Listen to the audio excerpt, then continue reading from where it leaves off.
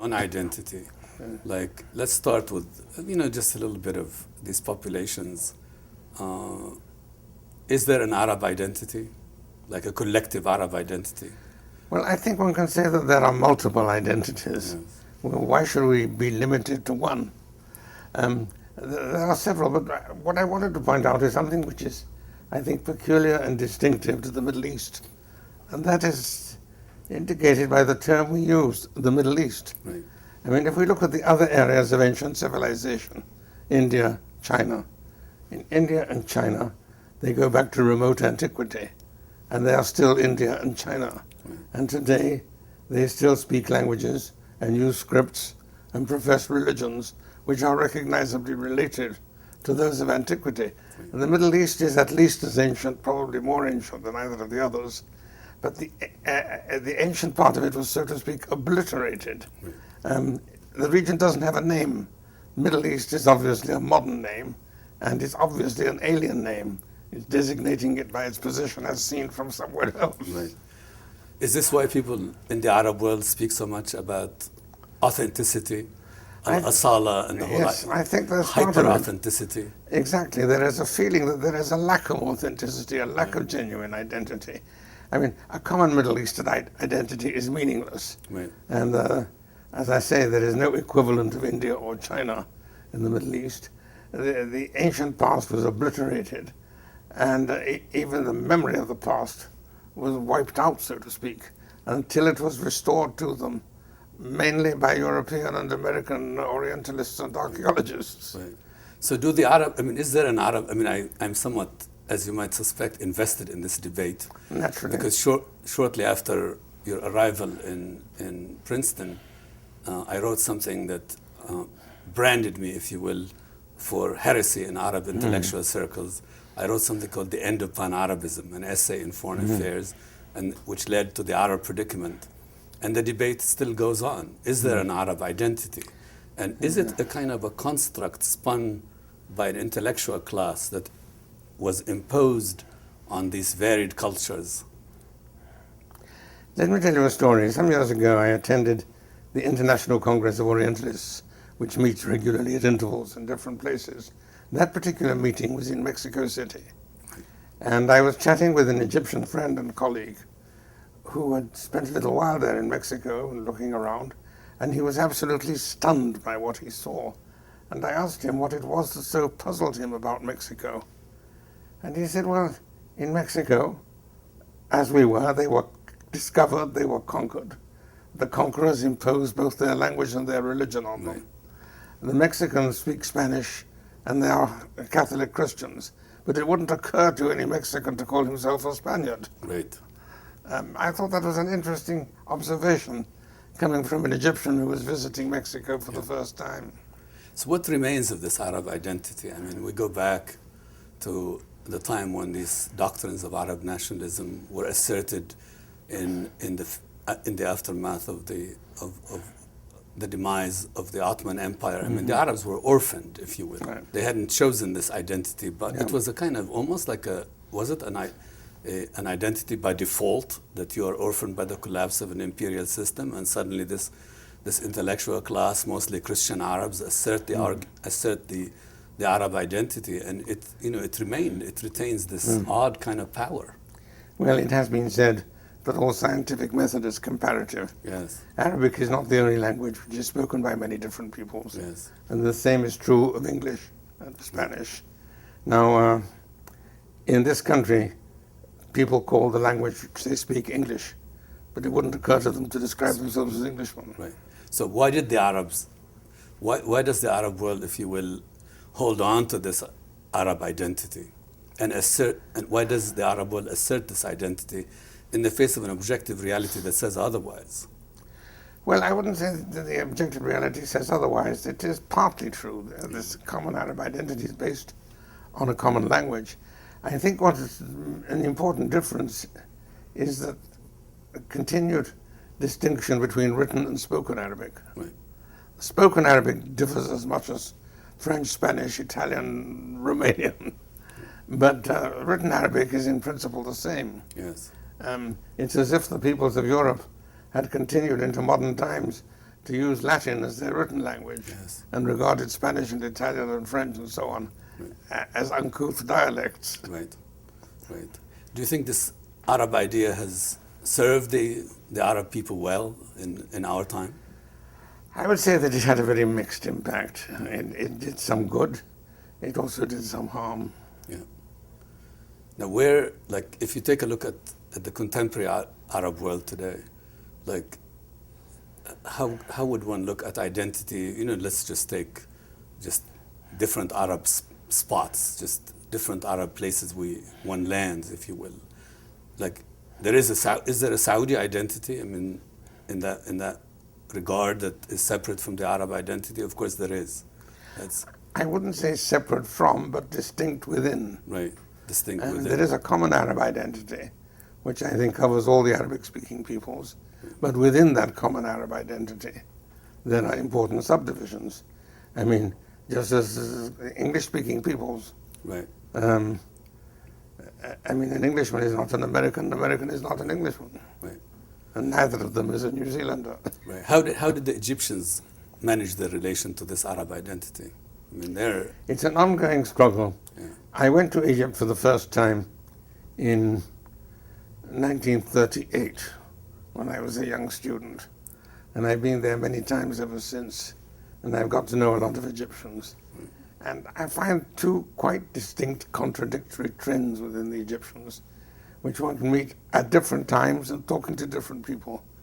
One of them is Egypt is Arab, which is the center of the Arab world. It is the natural leader of the Arabs. And the other one is that the Arabs imposed their language on Egypt. Right. But Egypt has an ancient and glorious history and identity of its own. And I've heard both of these expressed with great vigor by Egyptian friends when visiting that country. I think you're absolutely right. I think the Egyptians, are eternally in and out of these different identities. And I think for them, in the whole notion of the debates that you're very familiar with, of the idea of an Egyptian national personality. I mean, that's, for... Egypt is a special case. Right. I mean, Egypt is a country well defined by both geography and history. Right.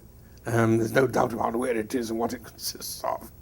The other countries of the Arab world, many of them are modern inventions. Yes, we had a very beloved and irreverent Egyptian friend, the late Egyptian diplomat and scholar Tahsin Bashir. Yes. And he was a seminal figure in this kind of Egyptian awakening, and a very unique man.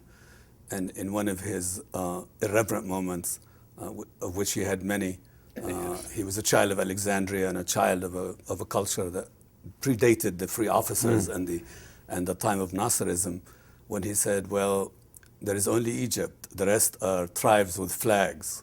It was... Yes, I remember that phrase. Yes, and then when called upon to defend it, he said, well, we can, and maybe this is just the kind of a way of thinking of other identities in this region. He said, well, of course, Turkey is a state and Iran is a state, but he was referring to the Arab world. I mean, this was the kind of the reference. It's hard to be definitive about this question of an Arab identity. I mean, I myself have struggled with this and wrestled with this both personally and intellectually. I walk into Tunisia after a flight, or I just recently was in Saudi Arabia, and there's no doubt you walk into an Arab culture. There's no doubt that there is a kind of a common repository of ideas. There is obviously an Arab who doesn't treasure the great legacy of Kulthum is not an Arab at all. So there is this common identity, this repository Arab culture, and it has a vitality of its own. Just as the English culture, which has a native speaker of English who was brought up on Shakespeare, something which I share with people from very remote and very different countries who also speak English. Right. Now, Iraq had occupied some of your interest and attention, and how does the Arab idea play out in Iraq? Well, Iraq is one of the countries where the Arabs are not alone. Yes. There are two main non-Arab groups in the Arab world, the Kurds, who are in Iraq and in Syria and in some of the neighboring countries, Turkey, of course, Of course. Iran, and then there are the Berbers in North Africa. Yes. And it's a striking phenomenon that the Kurds and the Berbers, two very ancient peoples, neither of them has achieved statehood. Yes. They remain, how shall I put it, subordinate groups Yeah. in Arab countries. Well, there's something very interesting about Iraq, and it's not my thought. It's the thought of a friend, mutual friend of mine, and I mean of ours, and that's Ahmed Shalabi. Yes. And Ahmed Shalabi he said, look, there is something very interesting about Iraq, even though Iraq, in the language of the Ba'athists and the language of Saddam Hussein, was the eastern gate of the Arab world, that if you take a look at Iraq, that the two centers, the two borders, if you will, which are contiguous human borders where there is populations across the line for Iraq, are Turkey and Iran. That the borders of Iraq with the Arab states are deserts. Yeah. They're not really inhabited by anyone. So ironically, this Iraqi nation state, which emerged in the aftermath of the Great War, in many ways invented, manufactured by Pax Britannica, which has been very, very, if you will, in the past, quite militant about Arabism, does have these very non-Arab borders. And it has this non-Arab community that you're talking about, 20% or so, who are Kurds in the north. Yes. The name Iraq, as the name of a state, is entirely modern. Yes. There was no country called Iraq. There was a region which called Iraq, which included only the southern half of the present state of Iraq and the adjoining area of Iran. Right. There was Iraq Arabi and Iraq Ajami. Right. Now, it's interesting. I don't know, I mean, as you know, in the last 5 or 6 years, I've spent a lot of time in Iraq, in and out of Iraq. I've also spent quite a bit of time in and out of Kurdistan in particular. Mm-hmm. I have a tremendous affection for the Kurds, a tremendous respect for what they've gone through and how they've tried to come out of the nightmare that was inflicted on them in the last 30 or 40 years. And it's very interesting to me when you go, which has to do with identity. If you walk into Kurdistan and you step up to have a conversation with a Kurd over age 40, it's almost like you can tell the divide. Mm-hmm. You can speak to them in Arabic.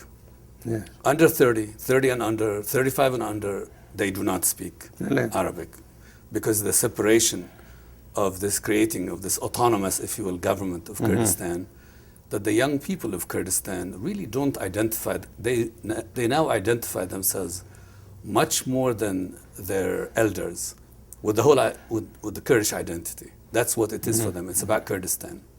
May I tell you a true story from World War II?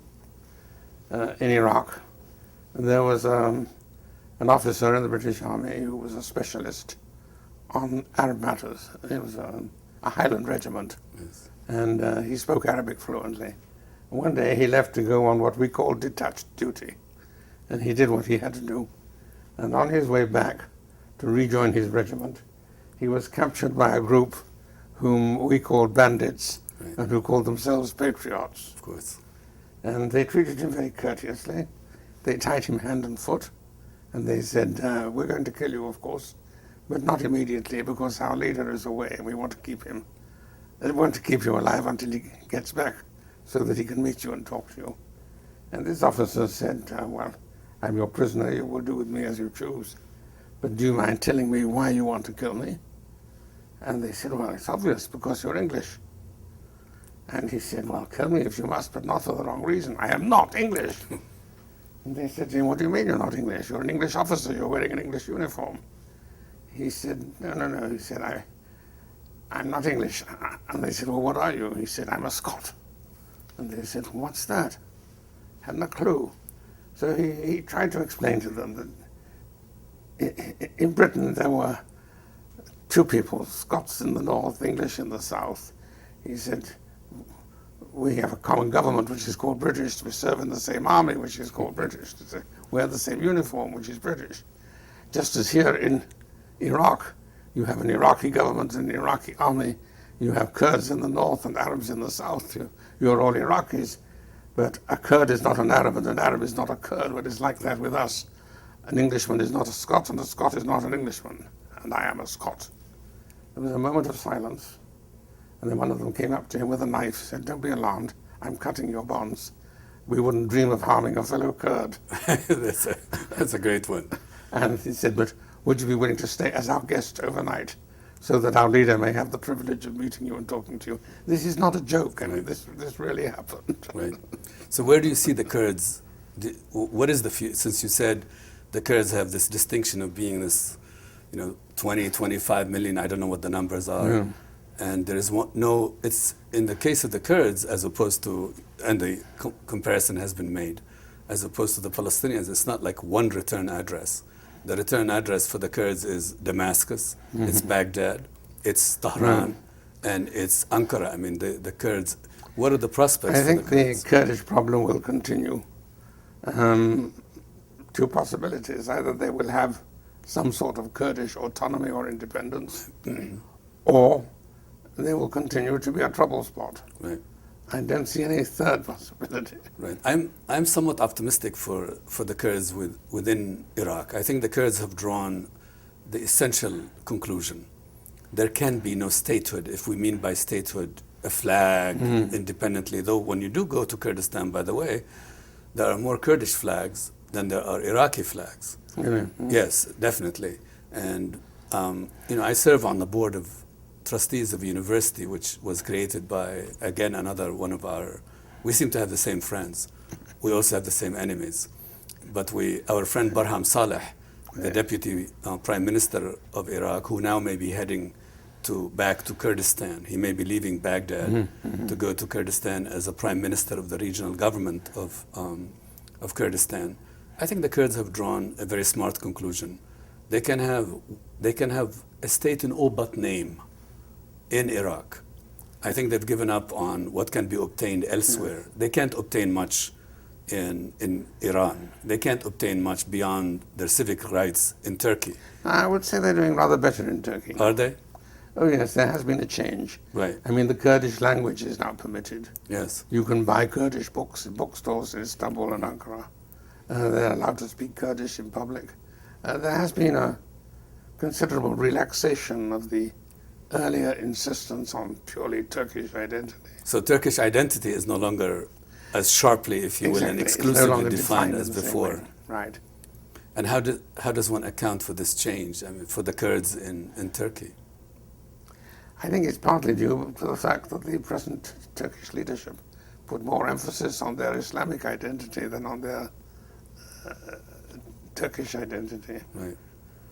Which leads us, again, traveling this journey across identities to Turkey. I mean, so this concept of Turkish identity, which is post-imperial, post-Ottoman, And increasingly post-Kemalist. Post-Kemalist.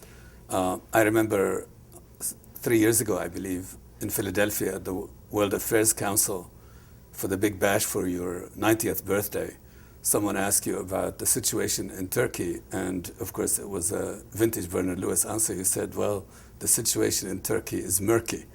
Now, is it still murky? I mean, in this debate, if you will, and the struggle between Kemalism and Islamism, Yes, is that simplifying it too much? No, I don't think you're simplifying it too much. I think the struggle is still going on, and the outlook is very problematic. At the moment, it seems that the trend towards re-Islamization is the stronger one. Right. This has happened before in the Turkish Republic, but it's never gone as far or as profoundly as at the present time. They're handling it with great skill, and what they have been doing is to gradually obtain control of various branches of the society, of the business world, of the media, of the police, and so on and so on. So the Islamists are winning in Turkey. It looks like it. And it would appear that the Kemalists are in retreat. I think that is the situation. And it appears that it came in through, if you will, quote unquote, democratic means. I mean, I think I have a small idea to present to you, that in the case of Pakistan and Turkey, maybe secularism is, at least for me, is much more precious than democracy. I mean that that there is a tension, if you will, between secularism and democracy. And in the case of Turkey, the Kemalist project put in place, as you told us in your memorable and classic work, The Emergence of Modern Turkey. We have seen the emergence of the secular enterprise in Turkey in the 20s, and now here we are, some 80 whatever years later, that Turkey is having second thoughts about its identity. Oh, things are moving that way, certainly. Yes. You can see it in many, many different ways. The most important of which is how shall I put it, the way the army is responding. Yes. Or rather not responding. Right. Well, there is an irony in Turkey, which is that the Islamists now wish to take Turkey into Europe. And the Kemalists, who had argued, if you will, that Turkey was a Western society or should be a Western society, are very, very dubious about the journey to Europe, because obviously the Islamists would like to rein in the military. Right. And they would like to rein in the Kemalists. Yes. And they would depend on the forms of European society, that there would be no coup d'etat, there would be no intervention in... Well, one of the main obstacles to Turkey's acceptance in Europe in the past has been these, you can call them military coup. The Turks don't like to call them that. Interventions. Interventions. Rescue operations. Müdahale. Yes. The word they use is intervention, which has a nice, clean, surgical connotation. Yes. They come in, they do what they have to do, and then they leave. Yes. Because one thing which is remarkable about these 4 Turkish interventions so far is that each time they come, they seize power, they remove the government, and they say, we're going to restore democracy, and then we're going to return to the barracks. And each time nobody believed them. Nobody believed them. And each time they did just that. Right. And the reason they did that is I think they were intelligent enough to see that the army in politics means politics in the army. Right. And that if the army retained in a major political role, it would destroy the army. Right. Now, Turkey isn't a place I'm very intimately familiar with. My sense of Turkish foreign policy and Turkish identity and the way Turkey defines its place in the world is that in the past the Turks were comfortable with this triangle, Turkey, Israel, and the United States. Yes. That's the triangle within which they operated. Now the Islamists, Erdogan, Gül, etc., they're a different political class. Very different. And they have, if you will, redefined the Turkish project and the Turkish place in the world. Yes. And they will go further. I can even imagine a future in which Turkey and Iran change places, in which the opposition finally triumphs in Iran, and Iran becomes a secular democracy, right? And Turkey becomes an Islamic republic. That's quite an interesting projection. It's an exchange of roles of these two countries. I'm not saying that will happen, but I see this as a possibility, because in both countries, things are moving in that direction. Right. On the subject of Turkish identity, the other great figure of the 90s, in the 90s there were, I believe, 2 men who told us that the illusions of the 90s about the borderless world and the end of ideology and the end of history were wrong, that all this was nonsense intellectually.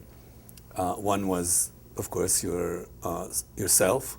The other one was the late and brilliant political scientist Sam Huntington, who argued in The Clash of Civilizations that it ain't so, that this borderless world was just at best wishful thinking.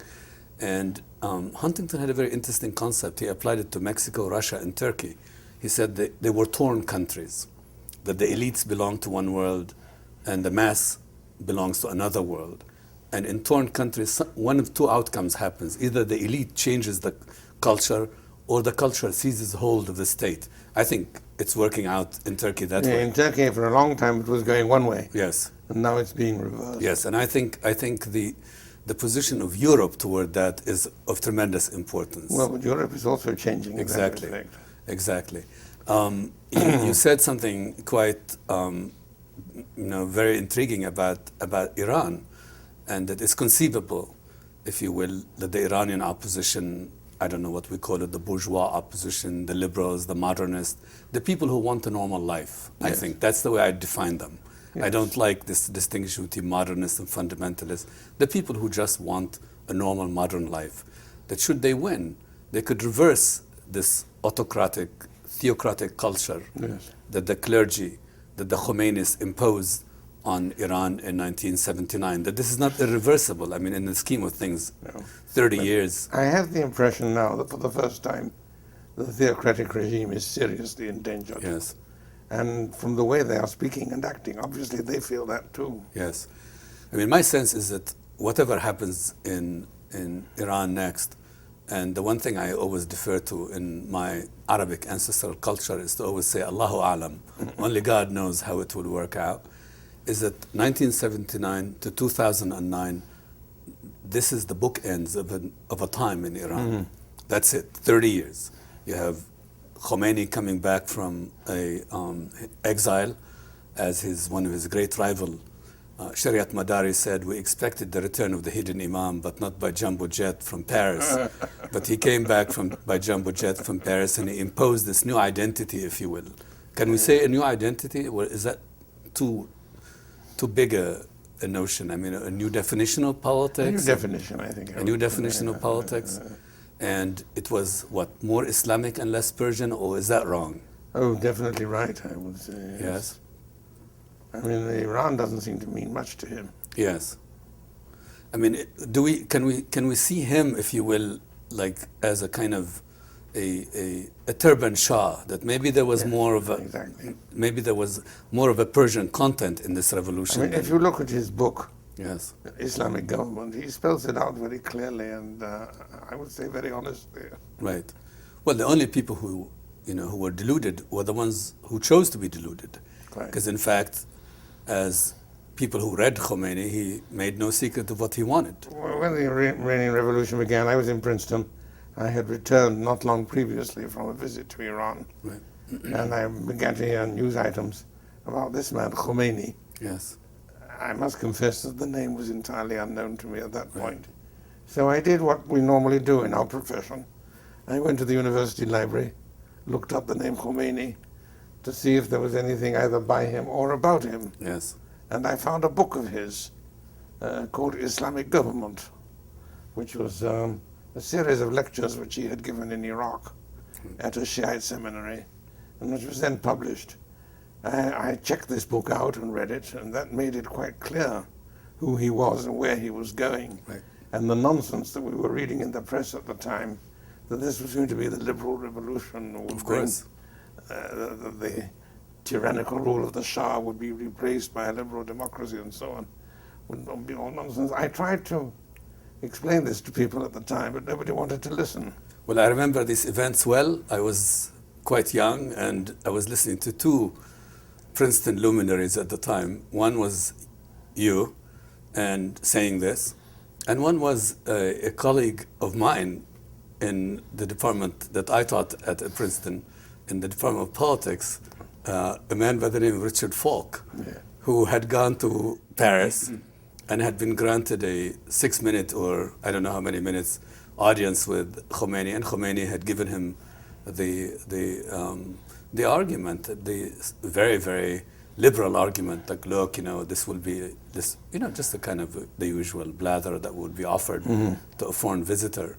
But indeed, Khomeini made no secret of what he wanted, the imposition of a reign of virtue and terror and an Islamic state. And when people said, what about a democratic, can we have the word democratic in the name of Iran? He said, no, it's the Islamic Republic of Iran. And this is... I tried to point out at the time that Khomeini's position was very clearly stated in this book of his, and chaps in Washington just refused to admit the existence of the book. I said that there were copies of it in the Princeton University Library. And they said, well, they may have been planted by some hostile agency. And I said, well, I've not been very far-sighted because the book has been there 10 years. The accession dates on books in the catalogue. Probably not checked out. The problem was that the book was only available in Arabic and in Persian, not in any Western language. And therefore, as far as the people who mattered, it just didn't exist. Now, the Iranians have inserted themselves into the politics of the Arab world very successfully very much in the last couple of decades or so. Now that too is a kind of an interesting change in identity on the part of the Iranians. And they have made it all the way. I always say now that what the Iranians wanted, they wanted to share a border with Israel. And they now share a border with Israel. In effect, yes. In effect. They secured a border through Hezbollah. That's my description of the Iranian push into the Arab world, is that they have made it all the way to... Well, they have two borders with Israel. Yes. How the... Hezbollah and Gaza. Right. But Hezbollah is a genuine border in many Yes. ways that the Iranians have secured. And I think that many, when the Arabs now complain about Iran penetrating Arab society, I actually do not feel terribly sorry for many of the Arabs, because they, in many ways, they're hoisted on their own petard. Like if you take a look at the way the Arabs, that's another long topic, how the Arabs treated the Shia of Lebanon, it wasn't very well.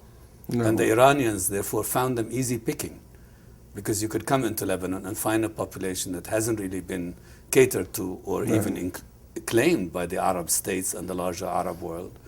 And the Iranians found it a very easy world. And they, they have a practically a small Iranian army in Hezbollah. It has all the things that these organizations have, a satellite television channel. Yeah. But what do you think of the effect that this is having on the Arab governments of the region? I mean, for example, in 2006, when the Israelis fought a war against Hezbollah, Absolutely. it was quite obvious that the Arab states were hoping that they would finish the job. Yes. There was none of the usual cries of outrage and support. Yes, and it And was they were obviously very disappointed when the Israelis messed up. Yes, and what's interesting is the change, if you will, the so-called Arab Street, a subject on which I have spent enormous amount of ink and passion. The so-called Arab Street identified with Hassan Nasrallah and with his war in 2006. And it was said, well, look, now the Sunni-Shia divide has been bridged, the Sunni-Shia identity, if you will, those kinds of warring identities have been brought together. Well, 2 years later, Nasrallah struck into West Beirut, and he took on the Sunni bourgeoisie of West Beirut, and he took on Saad Hariri and his people. And guess what? The feeling toward him in the Arab world changed immediately. He became a brigand and a bandit because he was attacking West Beirut.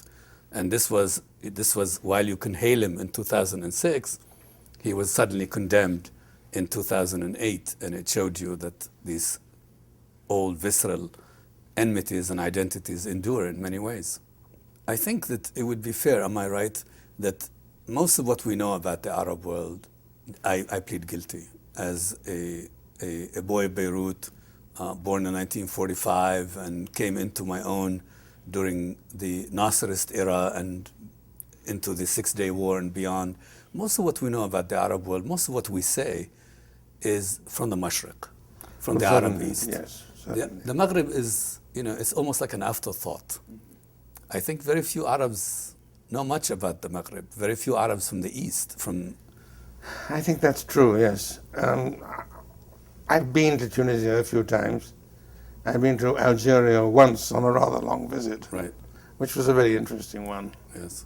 And when was sort of like in the after independence? Oh yes, my visit to Algeria was just before I came to America, so it would have been in the early 70s. Okay. So so what are these identities in the Maghrib? I mean, my sense is that the Maghrib is so dipped in French and France that in many ways, perhaps there is another identity there, an elite identity, which is what French rule and a French presence left. One thing which struck me, which astonished me in Algeria, was the anti-Egyptian feeling there. Yes. I wondered why on earth should they feel anti-Egyptian? And the reason came out in conversations that after they became independent, after a long and hard-fought war in which they were victorious against France, right, Egyptians sent officers to tell them how to run things and how to do things. He said the Egyptians, who could be beaten in a few days by Israel, came to teach the Algerians, who had defeated France in a long, hard war. Yes, and 1 million martyrs as the language. And tell them how to do things. They were absolutely furious. I mean, this came out again and again and again in conversations. This feeling of anger. Right. And one thing which struck me in Algiers, for example, was that it was very difficult to find Arabic books. Yes. All the bookshops, they had only French books. Yes. And one of the bookshops, I said, well, don't you have any Arabic books? Oh, he said, if you want Arabic books, go to the Kasbah, you'll find them there. Right. So I went to the Kasbah, and they had Arabic books, school books, that's all, school textbooks. Yes. So one day at a dinner party, I found myself sitting next to the director of the National Library. So I thought this was a good opportunity to find out why. I mean, after all, they are an Arab country, they speak Arabic, and yet this total lack of interest in Arab books. And he said, you know, on French rule, we couldn't do very much by way of producing books in Arabic. He said, after independence, a lot of stuff came in from Egypt. And he said it just didn't work. He said, under the French, we had become accustomed to a certain cultural level. Right. And they have become accustomed to a certain level. And they didn't like what came from the East. Now, is there, like, I mean, there is one place in the Arab world where I can take my Arabic, my Lebanese dialect, but really sort of a standard Arabic, and it doesn't carry me very far, which is Morocco. Mm-hmm. I mean, I am aware in Morocco. Yes. I mean, it's very interesting. I've gone into Tunis, and I felt I could find an Arabic culture there. I walk into Morocco, and I am at a loss to relate to Moroccans through this Arab cultural matrix. Yes, I agree with you. I mean, I have no native Arabic, but the Arabic that I learned principally was Egyptian. Yes. And then a little bit of Syrian. And I found I could manage in Tunisia. Yes. It was difficult in Algeria and impossible in Morocco. Impossible in Morocco. So where are is there a kind of an... But the written language is the same. The written language is the same. More or less. Yes, but I think that, you know, my impressions, from just a little bit of traveling and a lecture here or there, is that really the imprint of the Arab world in the Maghreb, in North Africa, is slight. It's faint. And I think there is no denying the deep prestige and influence of French culture on them. Absolutely. That's true. Now, what about the Berbers, since you already, at the beginning, in talking about the... Well, one thing which struck me in Algiers, a number of receptions and parties that I went to during my stay there, and a lot of people, sooner or later, would take me aside and say, you know, I am of Berber ancestry. Right. It was something which was at once to be quiet about and to be proud of. Right.